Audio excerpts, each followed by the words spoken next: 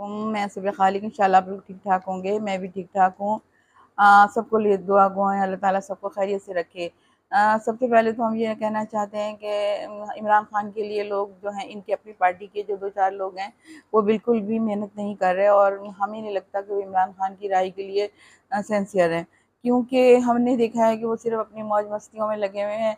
और हम बहुत अफसोस होता है ये देख के कि एक शख्स जो हमारे इनके लिए कैद काट रहा है गर्मी में सब में, और ये लोग एसियों में बैठने वाले क्यों नहीं हिम्मत करते। हमने अली मोहम्मद को देखा था कि वो इतनी दबंग तकरीर करते थे, इतना अच्छा बोलते थे कि हमारा दिल हो जाता था कि हमें कभी कभी तो उनकी तकरीर पर रोना आ जाता था।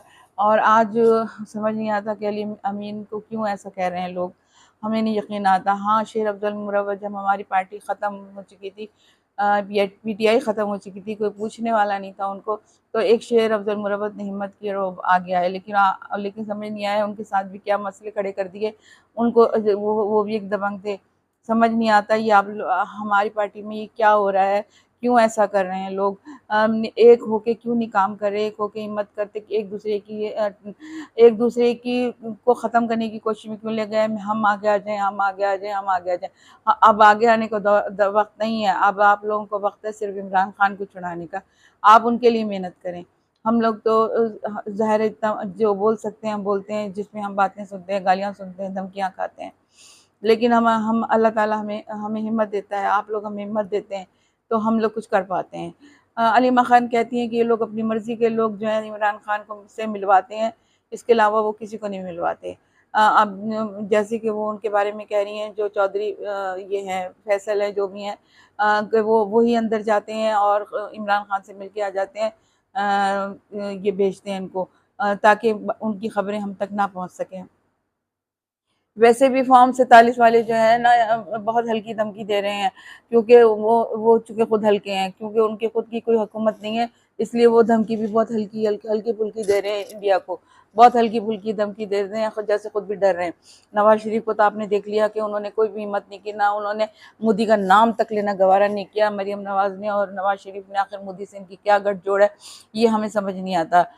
जिस मुल्क में ऐसे जाहिल वजीर हैं जो अगर इतला देते हैं कि 24 घंटे में जंग होने वाली है, 15 घंटे में जंग होने वाली है, और मीडिया पे आके यही दहशत फैलाते रहते हैं, बस 24 घंटे में जंग हो गई, और अपनी अकल पे मातम करने को दिल चाहता है कि ये कैसे हमारे वजीर हैं जो कि ऐसी खबरें उड़ाते हैं और फैलाते हैं और करते हैं, बैठ के दूसरों को कहते हैं अपने बारे में सोचें।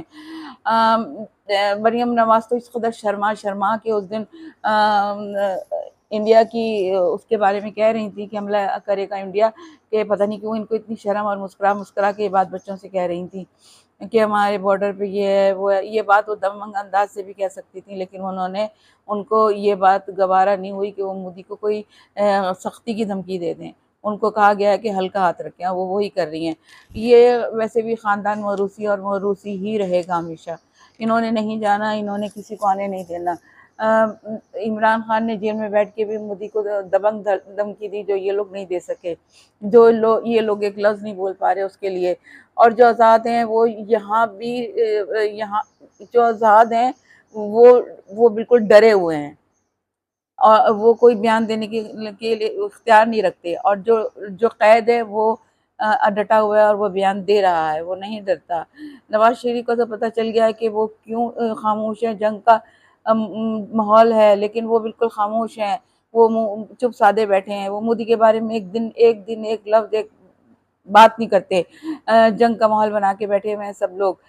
मैं सबसे पहले तो ये कहना चाहती हूँ कि हमारे आता तारड़ साहब ने फरमाया है कि नवाज शरीफ की ड्रेसिंग की वजह से उनका जो वो बंद कर दिया ट्विटर। अरे बड़ी हंसी आई, बड़े खुश हुए कि हम तो देख के नवाज शरीफ की ड्रेसिंग पे वैसे भी हैरान होते हैं कि लाल जूतों के साथ जैसे वो पैंट पहनते हैं, शायद यही अच्छी ड्रेसिंग में शामिल हो। हम बेवकूफ़ है जो हमें समझ में नहीं आता। खुदा हाफिज़।